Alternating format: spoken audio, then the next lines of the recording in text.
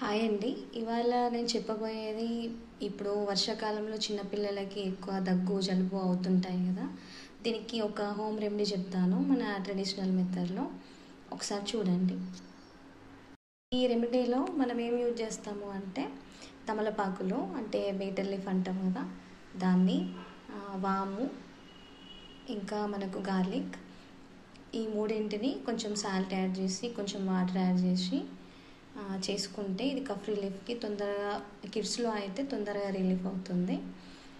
దీన్ని ఎలా చేస్తామని అంటే, ముందుగా ఈ బీటర్ లీఫ్ అనేది అంటే తమలపాకు కఫ్ని ఎట్లా అంటే మోషన్స్ అవ్వడానికి, చిన్నపిల్లల్లో మోషన్తో మన జలుబు నంజు అనేది పోవడానికి యూజ్ అవుతుంది.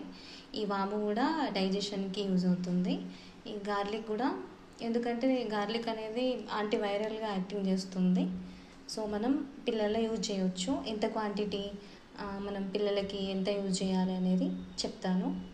ఒకసారి ట్రై చేసి చూడండి.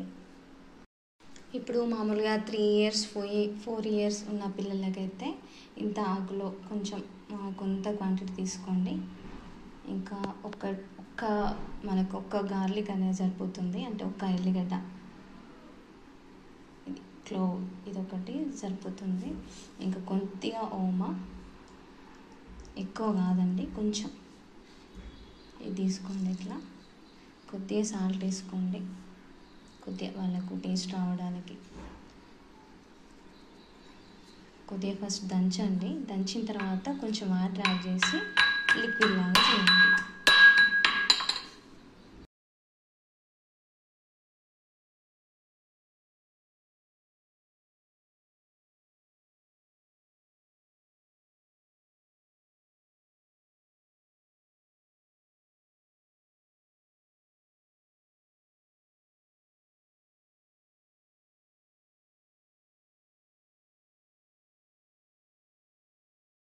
ఇలా కొంచెం మనం లిక్విడ్లో అయిన తర్వాత దీన్ని జాలీతో కానీ ఒక క్లాత్తో కానీ ఫిల్టర్ చేసుకోండి.